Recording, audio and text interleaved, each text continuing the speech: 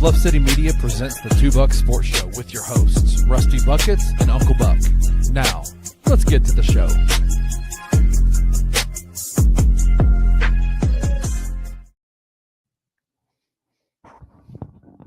Is up, everybody. Welcome to your finally Friday edition of the Two Buck Sports Show. I am your co-host, Rusty Buckets, checking here from a sunny East Memphis, Tennessee.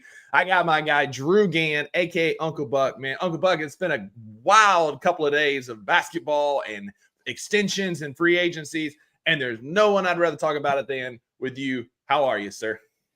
I am good. It's Friday here in Northeast Mississippi. It's pretty outside. The sun is shining. We got lots to talk about. It's our Friday edition, which means our newest segment, our Bucks Big Three, is just right around the corner. Excited. We're talking French.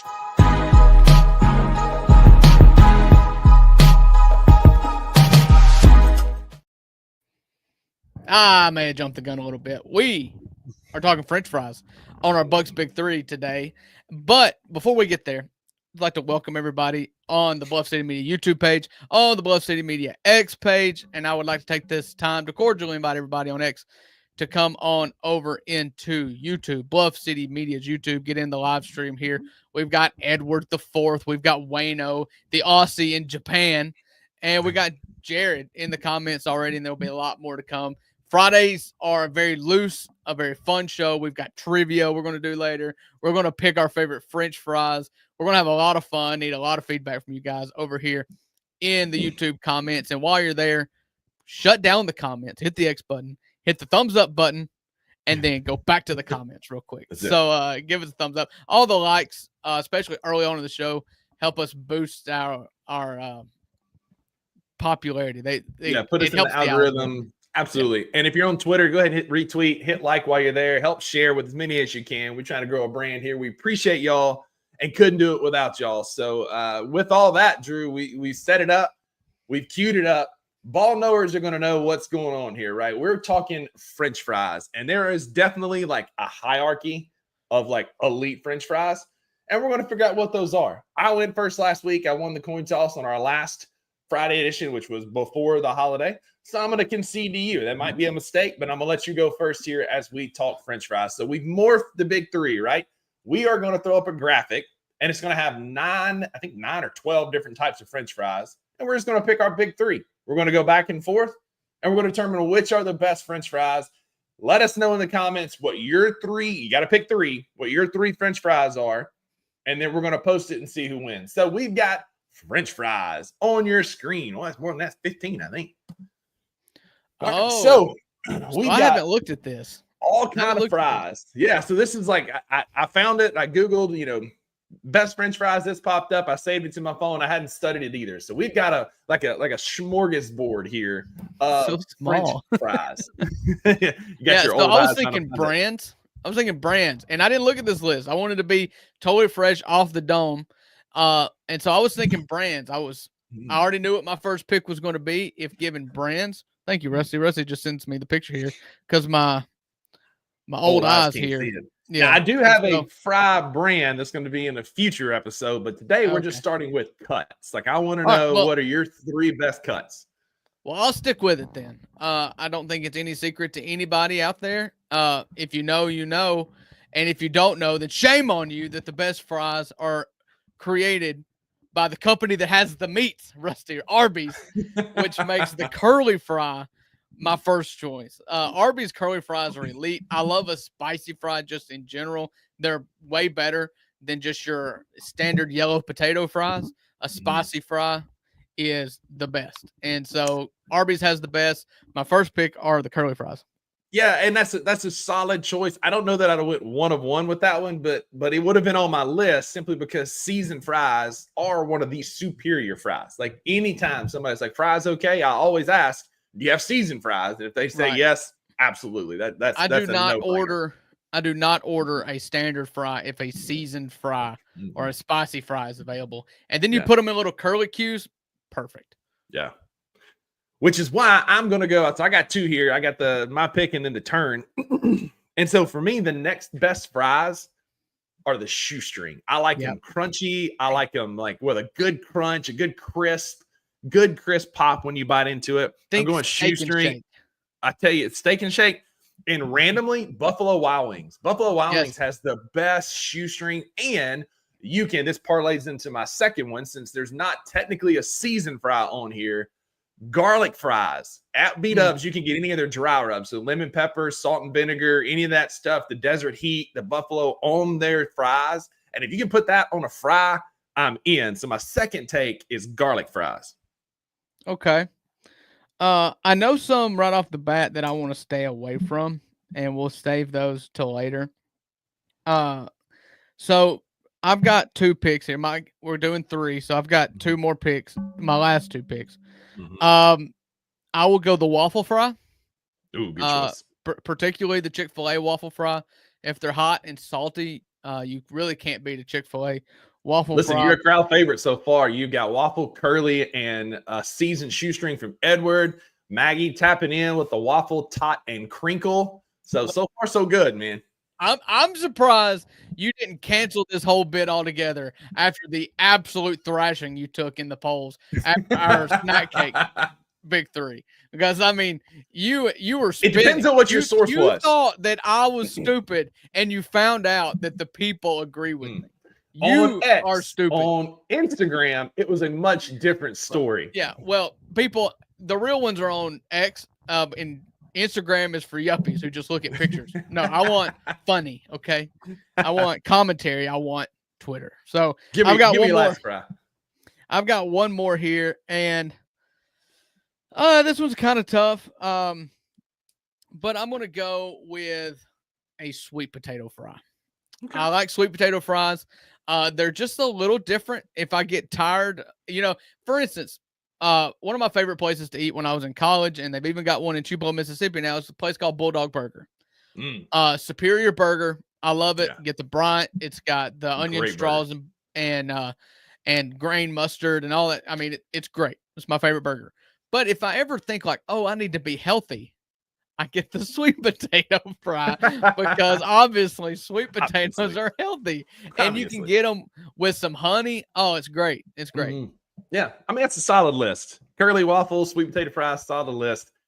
But I'm going to go for my last one. It's a bit nostalgic for me as well. It was the first French fries I was ever introduced to as a kid because they always come with kids' meal because they're cheap, they're easy. Plus, my family was a big fish fry family. And if you're frying fish and you're frying hush puppies, you're going to buy the massive 8-pound bag of crinkle cut fries and dump them in there and fry them as well. You get a good crust on those with the big grain salt, like the large crystal salt. And it is like an absolute game changer. Give me crinkle cut for my last take. Well, my take on crinkle cut is if that's the only French fry you've got, I ain't eating them. I don't like it was taken third for a reason. Give me one honorable mention because we've got so many here. Give me one honorable mention. Oh, one honorable mention. I was going to give you a dishonorable mention. The chili cheese fries. I felt like that was cheating because, but I do love a good chili cheese fry. Mm-hmm. My dishonorable mention is the steak fries. I hate them. I don't like them ever. Just don't care for them. So Red Robin does them, and if you can get them hot, the problem is they're so thick that they're not always hot crunch all the way through. They'll be mushy. Like I can see that. I need a crunch on a French fry. That's the reason why McDonald's has a great French fry, and all those. The reason why my next pick before you took it was going to be shoestrings because the crunch is important, and you never get a crunch with steak fries.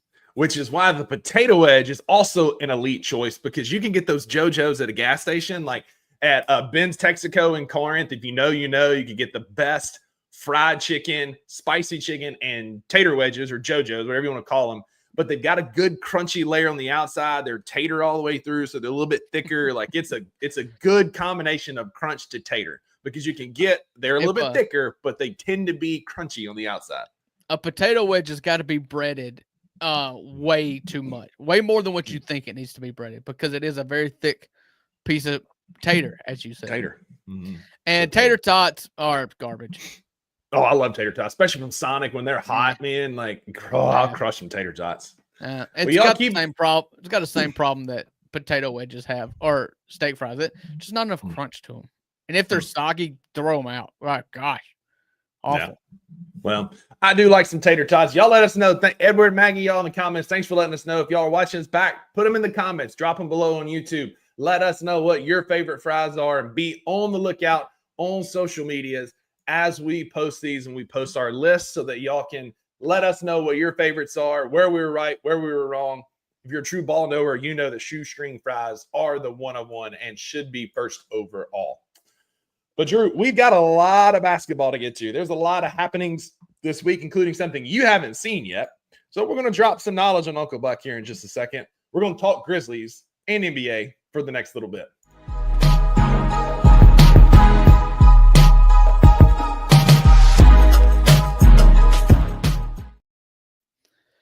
Welcome to segment number 2 of the $2 Sports Show on Bluff City Media's YouTube and X page. Appreciate everybody here enduring with our shenanigans in our typical first segment shenanigan fest, where we picked our favorite French fries. I love that. I'm passionate about basketball and French fries. And so if you want to just have a special show whenever we talk about French fries, by all means. And then hot wedges and like I saw something the other day and it was like black olives and French fries, and it was like British people will call this like nuts and bolts or something, and it's like I got the weirdest name for things, man. They're French fries or tater wedges. Come on. Yeah. And Wayno's Australia is showing. Yeah. What's a kilometer? We're Americans. That's it. Just kidding out there. But we do have some knowledge we're going to drop on Uncle Buck. One of the best features in StreamYard that they've added in a long time is my ability to throw graphics and pictures up on the screen, because then we can talk through these things and y'all can see them and we can talk about it. And Uncle Buck, you know what we're talking about. And of course, I am talking about the NBA Emeritus Cup was dropped this week and the groupings came out. Close enough. And the groupings came out. French fries. It does this every time. I'm clicking on the cup. There it is. The first time is going to be a mess up. StreamYard is great until it's not. But here are your NBA Cup groupings for this fall. The Memphis Grizzlies, in my opinion, Drew, we talked about this earlier in the week, it's a much better draw than what we've seen in previous years. I think that last year, we're having both Golden State and Denver. We had a kind of a rough draw. This year, we've got the Pelicans, who are going to be cheeks. The Lakers, who I said hammer the under on. I don't think they're going to be as good next year. Jake LaRavia is your best summer league or summer acquisition, and he's supposed to be your best defender. Not going to look good. The Clippers and the Mavs. What's your first thoughts on the West Group B here, Drew? Well, my first thought was that I'm excited that all of these teams, like we have teams that I'm excited to watch us play against. That was my first thought. You know, I love to see, I mean, isn't it like a home and home with all these teams for the, or is it just one game? I can't remember. It's been too long. But, I think it's one. Actually, it is one game. So I look forward to having something on the line when we play against all 3 of these teams, you know, I mean, all 4 of these teams. I like it. I like the Lakers matchup just anytime because it's filled with vitriol. You love to hate them. You love to root against them. And historically, you've got the same thing with the Clippers, although it's kind of waned in recent memory. But then you've got Cooper Flag on Group B. And depending on when this is played, you know, maybe Kyrie Irving, maybe there's a massive trade. Maybe LeBron's playing for the Dallas Mavericks at that point. And then you hope you've got your whipping child with New Orleans, you know. Don't really know what New Orleans is going to look like, although they've made a lot of moves. They have. Derek Queen was really good last night for New Orleans in Summer League. So it was an abysmal start for Derek Queen and Jeremiah Fears. They both started the game with like 12 turnovers, no points. Derek Queen finished a bit stronger, but I just looked at the stat line. Fears didn't have a great game last night. So I like it because it's teams that I'm looking forward to. And, you know, at the top end of the West, like I want to make it to Vegas on this. Like we've never made it to Vegas in the Emirates Cup before. I want to make it to Vegas. And so I think our group here is very winnable for us. I don't think you've got, you know, unless Kawhi and James Harden stay healthy throughout the first half of the season, I think that's the most obvious, you know, best team possibly in our group. But you can't bank on health. But honestly, you can't bank on health for us either. So I think ours is a very, very winnable group. Agreed. You know, because by the time we play Dallas, Anthony Davis could very well be on the shelf, done, missing time. We don't know what the Lakers are going to look like. The Clippers, Kawhi might be awesome and playing the entire season. He might also not play any at all because he's got a bum knee. And so this group, there's a lot of volatility within our group, which gives me hope. I don't know why. Maybe it's just because I'm a fan and I'm an eternal optimist. But I think like this could be the first time we actually make a run in the NBA Cup because we haven't yet. I think we've won a collective total of 2 NBA Cup games in the history of this, which is this will be the 3rd year. Just haven't been very great in it. And so I think it's a winnable group. And I think that we could absolutely play our way into the NBA Cup Finals, which would be fun considering we're going to be kind of, a fringe based on like what you see and what I've seen so far. We might be a fringe playoff team. This would be a fun thing to make a run on. When you look at the West, if you just pick, if we just pick, forecast what I think the standings in the West is going to look like, I would put Oklahoma City, Houston, Denver, and Minnesota probably in the top 4. Mm-hmm. And we don't have any of those in our bracket. So I think it's a very winnable bracket. Agreed. And it'll be fun for what is overall just kind of a stupid NBA Cup. Like, I don't love the NBA Cup. It's just weird, but it is what it is. They're trying to draw interest to basketball in November, and the players don't care about it until it's the finals. But I'm gonna send you to the prison island that is Australia with Wayno.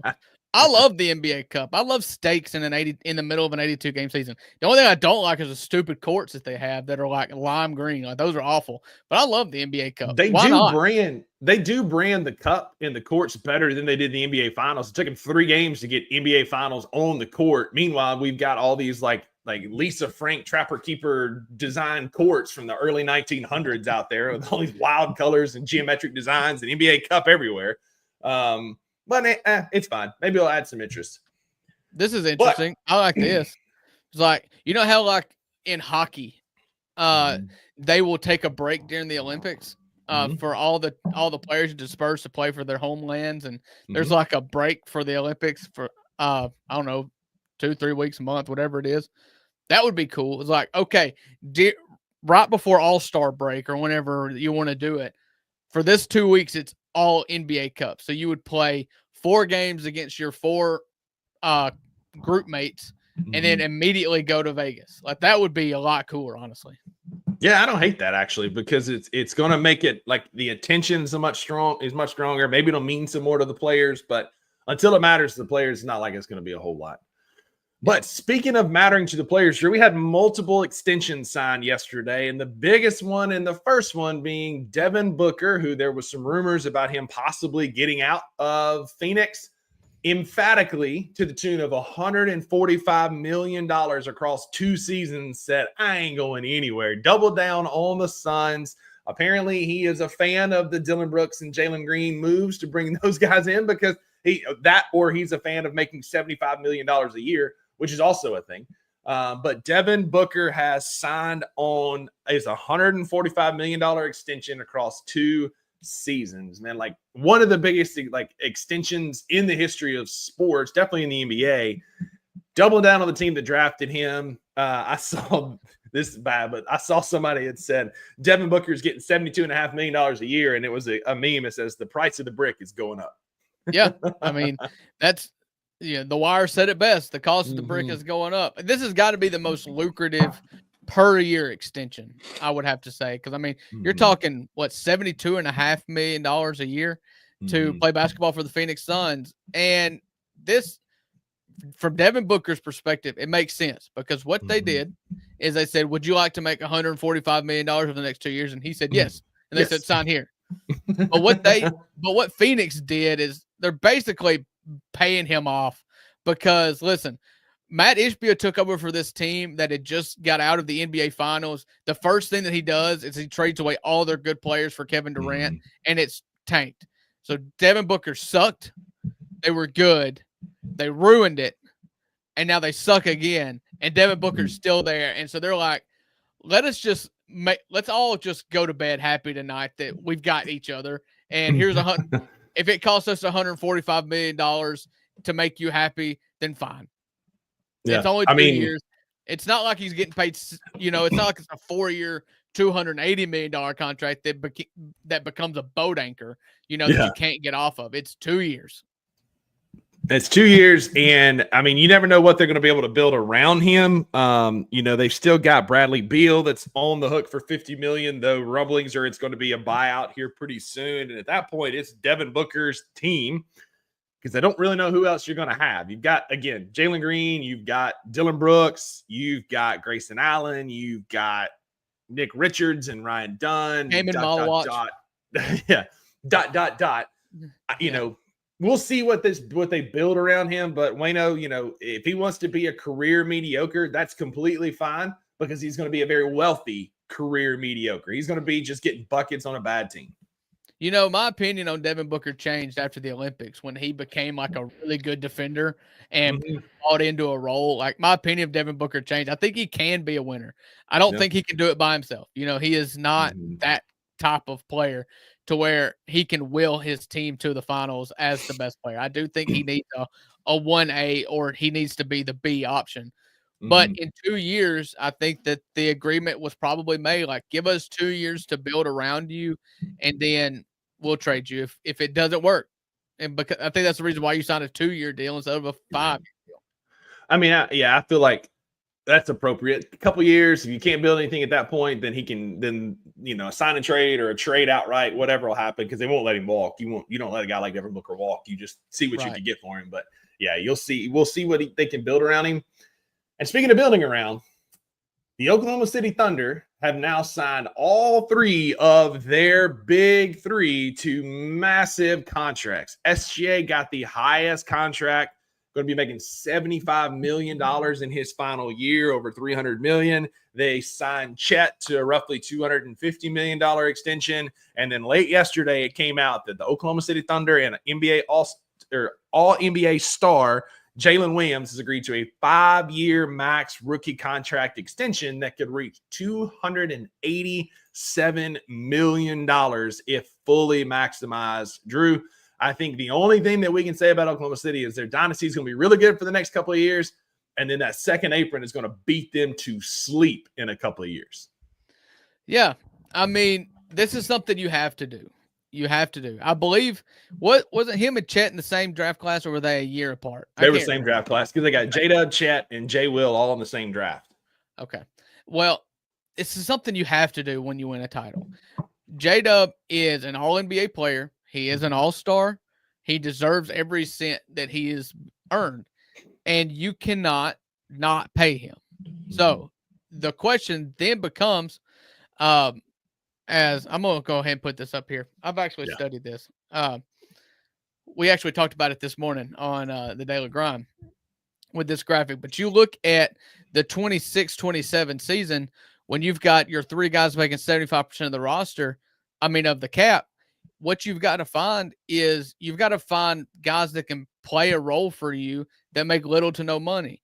And what Oklahoma City has done is a lot of what the Memphis Grizzlies have done. You look at the affordable contracts that we got for G.G. Jackson, Cam Spencer, Vince Williams Jr., and you got them early, and you hope that they can develop into solid rotation players in that cheap contract that you sign them as their second contract.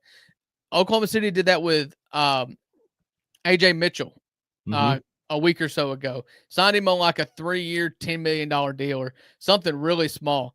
And so you look at guys like Thomas Sorber, A.J. Mitchell, Kason Wallace, Nikola Topic, these guys that are your young guys. If you can hit on all of those, the calculus becomes a little easier, but it's still not that easy. I mean, you're going to need a couple of them to start, and you're going to need a couple of them to come off the bench and be highly efficient players, because you're going to lose Hartenstein. If you look at Hartenstein, his color is purple, and it's the hatched feel there, which is the diagonal lines through it. That means he's got a team option next year. You can almost guarantee that he's out next year. The same thing with Lou Dort. It's hatched there. He's the gray. He's making, his contract next year, the way they've got him stacked up, and I know this isn't correct, but his contract is actually the one that takes them over into the first apron. Right. Lou Dort will be gone next year. You're losing a lot of your depth and your rotation and your wing defense. And so the only way you can really do it is to have all those guys that you've drafted in the last 3 years and in the next 3 years, and they've got plenty of draft picks. But You've got to have them all hit and all be affordable. But even then, it's going to be extremely difficult not to have to choose 2 of the 3 max players and ship the other one off. I mean, because you look at it, like you said, you've got 3 players that are making essentially over 75% of your money in the next 3 and 4 seasons. And so all those hash lines being team options are going to leave a lot of guys out in the cold, like you said. The Thunder have been one of the better teams at drafting. I'd put them up there. Like us and the Thunder have been consistently hitting on draft picks that are good players, and they've got plenty. Over the course of the next several drafts, they had the 15th and 14th this year. They got a 26 top 4 protected via Philly, a 2026 top 8 protected via Utah, their own 2026 pick, a pick swap in 27, a top 4 protected in 27, a 28 pick swap, and then their own picks in 29, 30, and 31. And so Sam Presti has been good at hitting on these. He's now made it like kind of almost backed himself into a corner, betting on himself, which again, I'm all for. I'm doing the same thing. But he's betting on himself to hit on these draft picks, and that AJ Mitchell on this great contract is going to be a player, that Nikola Topic is going to be a great player for them going forward. And they've got other guys they're going to be able to fill in the gaps with. Kason Wallace on a cheap deal. Isaiah Joe on a cheap deal. He's under contract until 27, 28. And so Sam Presti is betting on himself to be able to continue to hit on draft picks, Drew, but this calculus and this math is going to make it hard because there's going to be some really difficult decisions. And like this season is going to be fine because they're barely in the tax. But starting in that 26-27 season, there's going to be some difficult decisions made. And that's going to be a very interesting offseason for them as they are like vaulting past the second apron, which is so restrictive and so tax heavy that they will not finish there. But you're absolutely right. There's going to be a whole new Thunder team in 2 years based on this. There's no doubt that this team is going to be above the tax and above the first apron as long as all 3 of these guys are here. Now, what you look forward to is like what the Grizzlies did is you realize it was really hard to put a team around them when you've got 3 guys making the max. And all 3 of the guys were not even making the true max, because Ja missed the All-NBA team. It's Jaren missed an All-NBA team. And Desmond never hit one. And so they were not making the true max. I mean, none of them are going to make $70 million like SGA is going to or like Jay Will is going to. But when you start looking at the 27-28 season or maybe even 26-27, they're going to start ranking these players. Obviously, SGA is going to be number 1, but who's going to be the Robin and who's going to be number 3? Because number 3, if we just pretend that it's Jaylen Williams, for instance, because he was the lowest drafted of the 2, pretend it's Jaylen Williams. If they go to trade him, and they do what the Grizzlies did, you can rebuild around that. You could go get depth with one big salary going out. And instead of getting 4 first-round draft picks back, they decide they want to go and ravage somebody's depth and find somebody that will make that trade. Then you are this is the position you want to be in. The contracts are the contracts. Yes, he's going to be making $50 million a year, but you can make the money work if you want to get off of a player like Jaylen Williams, who will be like 25 years old if and when the time comes that they need to get off of him. And if you want to get really squirrely, these contracts can aggregate for a guy like a Giannis Antetokounmpo and bring in a guy like that back to Oklahoma City because the math will work, right? You got 2 contracts going out for 1 coming back in. Yes, that keeps you pretty high up over the first, if not the second apron. But it also gets you one of the best players in the NBA to come play alongside SGA and whoever you put alongside those 2. And that's going to be a very competitive basketball team. So once again, Sam Presti, it feels like Sam Presti kind of knows what he's doing here because these are good contracts that you can aggregate together to get somebody, or it's an opportunity to move Jaylen Williams, like you said, or Chet. Let's say Chet ends up being the odd man out. He gets moved for some depth pieces that could turn into a better basketball team for Oklahoma City. Lastly, as we get ready to head into our final segment of the day, we're going to do a little trivia, something we're going to start doing on Fridays, the little warm-up for the weekend.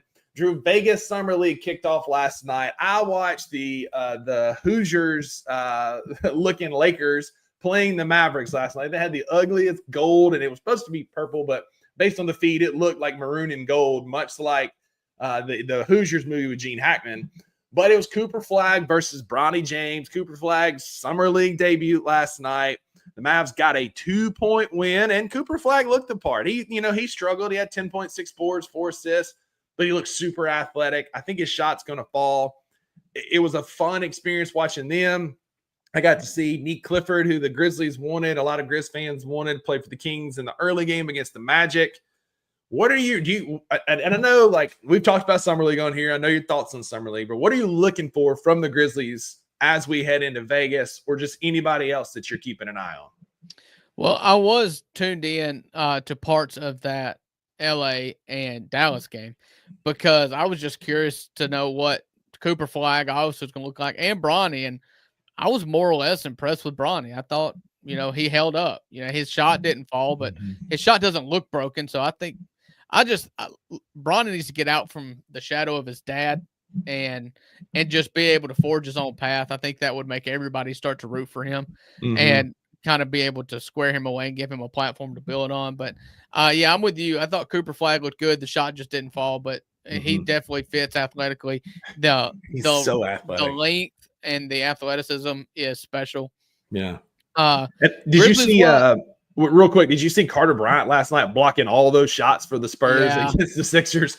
Like, pairing him with Wemby is going to be a bit unfair. He didn't look great offensively, but picking up guys 3/4 of the court, blocking shots, and his recovery and athleticism was quite impressive last night. Yeah.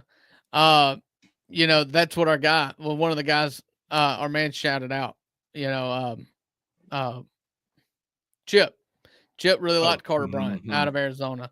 And so, yeah, his defensive athleticism was special. He was really good. And scary because you've got your perimeter defender now, and then you got the guy in the back that's just going to swat everything and being Wemby. But Grizzlies wise, what I'm looking forward to is I would just like to see our guys play well again. I'd like to see them stick into the roles that they've been at, because like I said on the show, listen, G.G. Jackson's been special because he's been asked to do much less than what he probably wants to do. They've simplified his role. Now that we're in Vegas and we're at the big show and we're not in, Utah, I don't want to see G.G. kind of revert back to dribbling the ball and trying to be a one-man show and trying to be the best player on the court. He will be the best player on the court if he sticks to his role and he just flies around and blocks shots and tries to dunk as much as possible and dribbles only towards the goal and not around the perimeter. And I just want to see Jaylen Wells continue to be good, and I want to see Cam Spencer hit like 15 threes. Now, I don't know if we will see a lot of them. I hope that we do. I guess my hope is that, we play a back-to-back today and tomorrow, and then we don't play again until next week. This is our only back-to-back. So I assume we're going to see all of our guys tonight, not tomorrow night. But then hopefully we get them back for games 3 and 4. And once we get into the bracket, if we make it, to really make a push at it. I think this is a real confidence thing going forward. It's about the only thing Summer League is good for me, because once you get into it, there's a lot of shot chucking from guys that are just trying to make a roster. But for the guys that we know that's going to be on the roster, I hope they have that confidence to play within themselves and play within the scheme to actually work on things that we're going to be seeing in the fall. Yeah, like you said, seeing GG be uber athletic, Jaylen Wells find his shot and be an NBA player, a man amongst boys, continue to be that. Cam Spencer, absolutely stay on the heater. Summer League is for falling irrationally in love with one specific player. And for me, that's going to be Jemai Meshack, just the way he plays defense. He used all 10 fouls in a Utah Summer League game, which I'm just like, hey, go out there and get him, big fella. You got him. You can't take him with you. You might as well use him, right? And so watching him, man, is giving shades of Tony Allen. And I was talking with my guy Zach yesterday down at Grind City Brewing, hanging out down there yesterday. And he's him and his buddy Jordan, big Tennessee fans. Buddy Jordan was telling me, like, Meshack was a bucket. Like, he can shoot more than you'll see. But what that he's shown, but he doesn't take a lot of shots. So he'll find his spot. He'll hit his shots. He started 3 for 3 the other night from 3. And if he can be what we wanted Tony Allen to be, go stand in the corner and you make that 3, and then you cut every once in a while, but on the other end, you give them absolutely no breath, then that's a win from Summer League for me, is for him to get some actual NBA reps, because I can see in the future vision of grandeur, right? Like, he's a guy that can come in and play on the wing when we need to get a stop. And if you can put a lineup of Jaylen Wells and a Jemai Meshack, or a Jemai Meshack and KCP if you need some more length, paired with Jaren, one of the best defensive power forwards in the NBA currently, like, that's a lineup of death for another team. Good luck scoring 90 points on that, because those guys can absolutely get after it defensively. And so for me, I want to see Meshack continue to develop in Vegas. You talked about the other big three, and then I'm with Jared. I just want to see how Tomas responds in basketball situations. We got such a small sample size at the end of last year, and the returns weren't great. There were timeouts should have been called, challenges, different things, growing pains. Personally, again, it may be because he didn't have anybody else to coach Summer League, but I'm glad he's out there getting reps just like the players are. Yes, it's not high leverage situation like a Friday night at Oklahoma City or a game one at Oklahoma City in the playoffs, but it's still professional basketball, and you're getting your communication patterns down. Your words are, getting your words right, how you want to address and phrase and be in a huddle. And it's reps for Tomas just like it is the players. So for me, I want to watch out in Vegas and see Meshack continue to develop. And I want to see Tomas get reps and make good basketball decisions in games that, yes, they don't technically matter, but still make good basketball decisions. Yeah, I was hoping that Jahmai Meshack wasn't pulling our leg. If you remember on the introductory press conference, they asked him, what's one thing about your game that we don't know? And he said, I can shoot. That's not talked about enough. And that's because he kind of fit into his role at Tennessee, and they didn't need him to shoot. The percentages were not good, but neither was the volume. And a lot of times you need the volume to get the percentages up.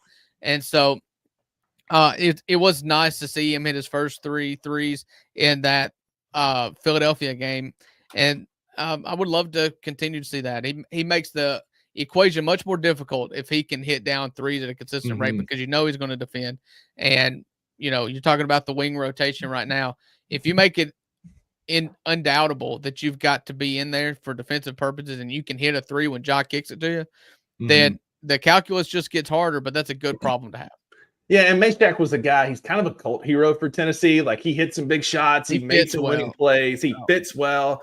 And, he was more reliable than some of their big splashy stars for big high leverage moments. Now, he didn't hit every shot. He wasn't like a certified game winner, but he rose in the biggest occasions. And if he can just be just a glimpse of that, we're talking about a guy who 10 to 15 minutes a game. But if in those 10 to 15 minute games, again, I keep going back to my boy, JaMychal Green, if you can be that energy agent of chaos in those 10 or 15 minutes, it can be the difference in winning and losing basketball games. Continue to develop Meshack. And again, he's my guy I'm going to fall irrationally in love with this offseason. You don't have to go as far back as JaMychal Green to think about a guy that made that impact, and it was rookie year Vince Williams. Yeah. He just didn't follow it up with the second year due to injury, and just kind of got behind the 8 ball. But yeah, I mean, that's what we wanted Vince Williams to be: agent of chaos, hit an open three when it's given the opportunity, but just defend your butt off. Yeah, that's it. So before we head to our last segment, I do want to take just a minute and talk about Ounce of Hope. Code Bluff City gets you 15% off Ounce of Hope on your first order. Cannot be combined with other orders. But I'll say this. They have dropped now a 30 milligram seltzer. It's in my fridge. It's on my agenda for this weekend to check that out. They now have a coffee line that combines THC, CBD, and roughly the equivalent of a cup of coffee. It's cold brew. It's going to be the perfect way to start your day, get you moving, get you motivated for the day if you need that. And then, guys, August 16th is the Mid-South's first cannabis-themed jiu-jitsu tournament, Choking and Token at Midtown Krav Maga and Jiu-Jitsu. Come hang out with us. It's going to be an awesome Saturday. It's Saturday, August 16th, starting at 1 p.m. If you decide to sign up and compete, you're guaranteed 4 matches. If you do gi and no gi, you're guaranteed 8 matches for $50 on that entry fee. There's going to be great door prizes for the competitors. There's going to be prizes for the winners in each division. I met John the other day, the owner of the gym. Super great guy, very professional. It's a very classy, well-run organization. It's going to be an awesome tournament. August 16th at 1 o'clock at Midtown Krav Maga and Jiu-Jitsu. Come hang out with us then.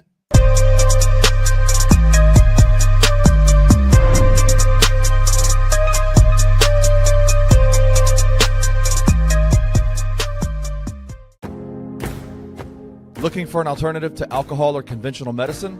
Check out Ounce of Hope, a Memphis-based dispensary with 2 local stores in the Sanderland Center and on South Cooper Street. You can get all the products you need in a location convenient to you. Each store offers an intentional shopping experience with dedicated bud tenders to answer all of your questions, from product selection and mushroom blends to our personal favorite, the Delta 9 seltzers. You gotta try the Peach Buzz. Try Ounce of Hope at either one of their 2 Memphis stores or at www.ounceofhope.com for convenient products shipped right to your door.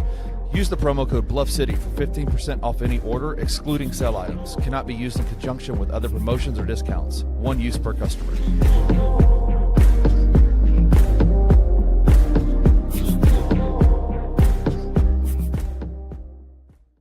The books were a lot tougher when there was a Desmond Bay number right after there. It was quite big. They were. And so what we've done is created flexibility that Zach Kleiman loves, right? Like we all know that's what he loves is cap flexibility. We're not even over the luxury tax. Like we're a tax-free, essentially a tax-free team. There's still going to be some moves made. Like I said in our group chat yesterday, I do expect like a second wave of free agency to kind of hit once all the books are settled and this free agency kind of settles. Everybody sees where they are. They're just very afraid of the taxes and the salary cap and all the things that come with that, right? We want to avoid that like the plague. But again, like our roster is constructed well enough that I think we've got like a good opportunity here to capitalize and use that flexibility to add a few more people. Tune into The Daily Grind with your host, Luke Hatmaker, every Monday through Friday at 7:30 a.m. live on the Bluff City Media YouTube channel. In the heart of the Highland Strip for 27 years, Trilogy Tattoo has helped tell stories for Memphians for generations. Located at 530 South Highland, Richie and his team are waiting to help you tell yours. From tattoos to piercings, your body art should be as unique as you are. Voted a Memphis Flyer top 3 tattoo shop in the city of Memphis since day one. Your story will be safe here at Trilogy Tattoo. Open 7 days a week, Monday through Saturday, 11 to 11, and 3 to 11 on Sundays. They have convenient times waiting on you. Let Trilogy Tattoo help you tell your story.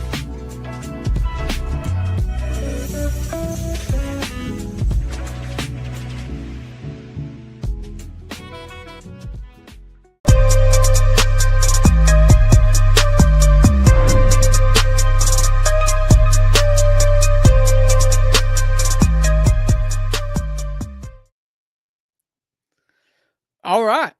Welcome to segment 3 as we're bopping in on to segment 3 on the $2 Sports Show today on Bluff City Media. Thank you to everybody for hanging out with us. Thank you for the comment section. Wayno and Edward have been going back and forth all day. I don't know if they're arguing or loving each other. So, but that's what it's for. That's what it's for. Comment section is for you guys. So we got a Friday segment. We're going to do a little trivia. It's summertime. We're trying to fill the hour time slot that we've got with fun stuff. So I think Rusty's got some trivia questions, and I will definitely have some trivia answers. Yeah, so I've got 3 are sport themed, 2 are not. They all evolve around summer and summertime activities. So the first one, we're going to start off fairly easy, Drew.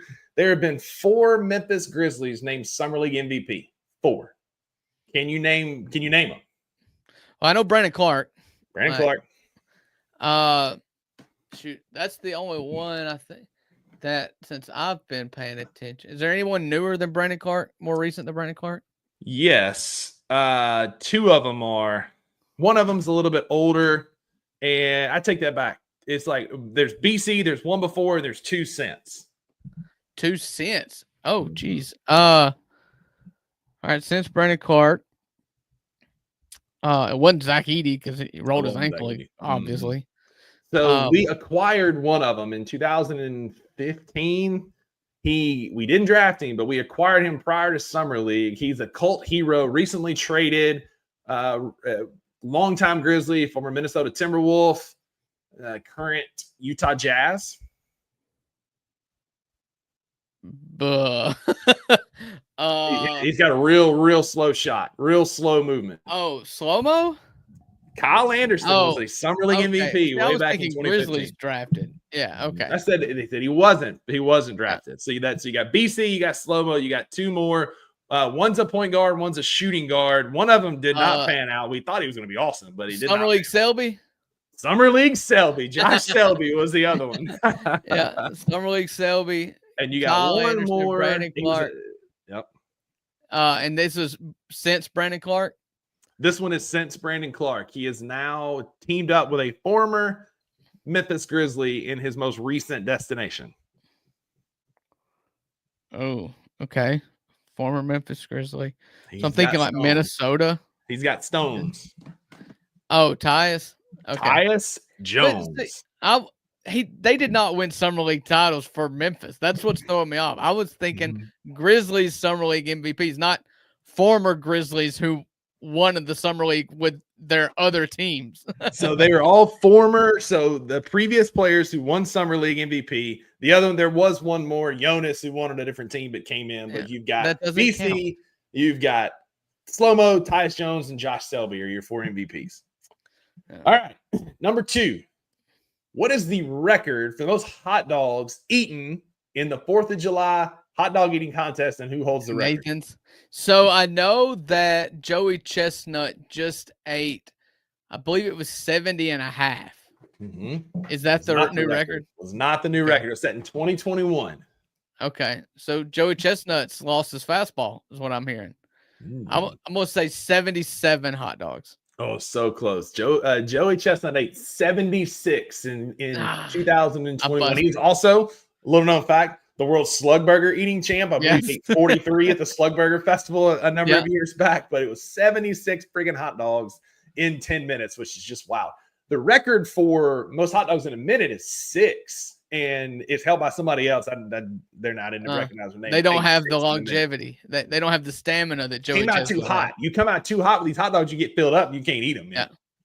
What's the Nathan's in? Is it in 4 minutes?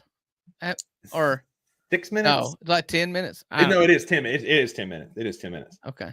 All right. So I got this one. I'm going to give you 4 options. Okay. What state is credited with inventing the ice cream cone in the 1904 World's Fair? Is it New York, Missouri, Illinois, or Minnesota? My first thought was Chicago. So I'm going to go Illinois.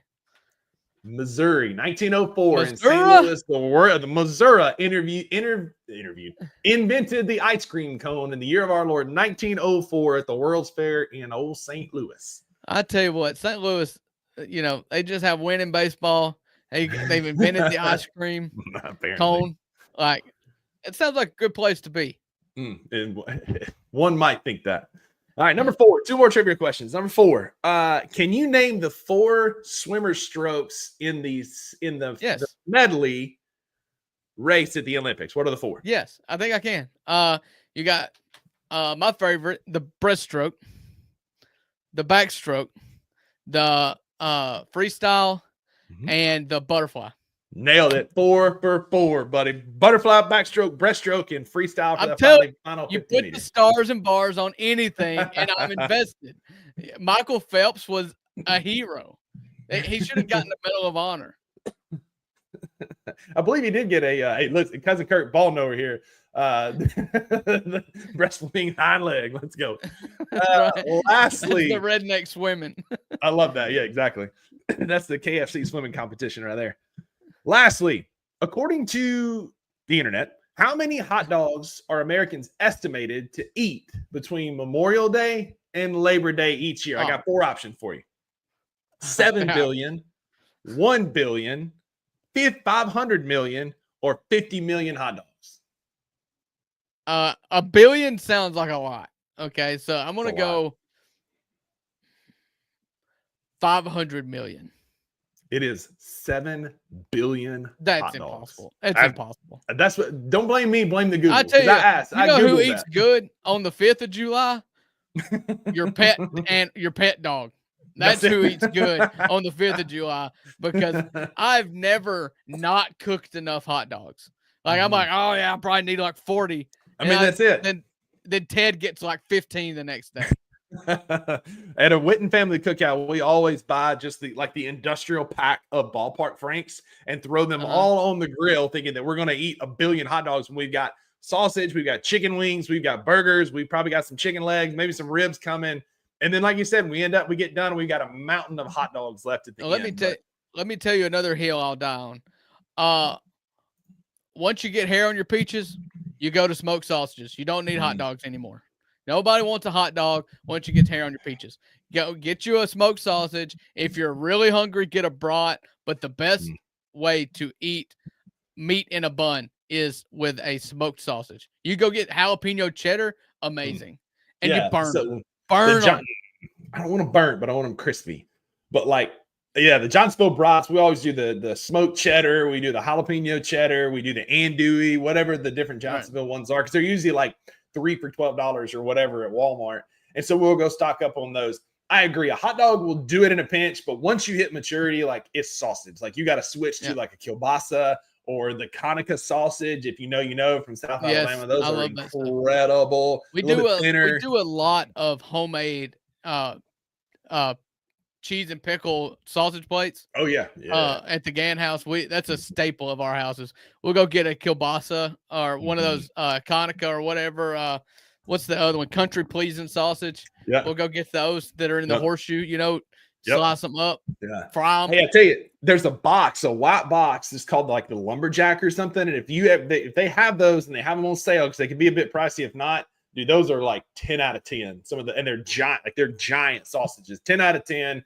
Yeah. Didn't think we'd end up comparing and talking about sausages here at the end of the $2, but that's what you show me mine, I'll show you yours. We've been fishing together a long time, as Rodney Carrington said. Wait. Well, that's going to do it for your Friday edition of the $2 Sports Show. Before we get any further off the rails, thank y'all for hanging out with us Monday, Wednesday, Friday this week at 11 a.m. Central. We are here, your source on right before lunchtime for tomfoolery, buffoonery, ne'er-do-welling, whatever you want to call it. We're here hanging out at 11 a.m. Central, Monday, Wednesday, Friday. Thanks to everybody in the comments, Jared, Wayno, Edward, Kurt, Maggie. Appreciate y'all hanging out with us today. Go be a friend to somebody who needs a friend this weekend. And Drew, there are no refunds for what you heard today. That's right, because with the $2, you always get what you pay for. Have a happy weekend. We'll see you on Monday. Thank you for tuning into this episode of the $2 Sports Show. If you enjoyed this episode, subscribe to Bluff City Media's YouTube page, like this video, and leave a comment. We will see you back here in a few days.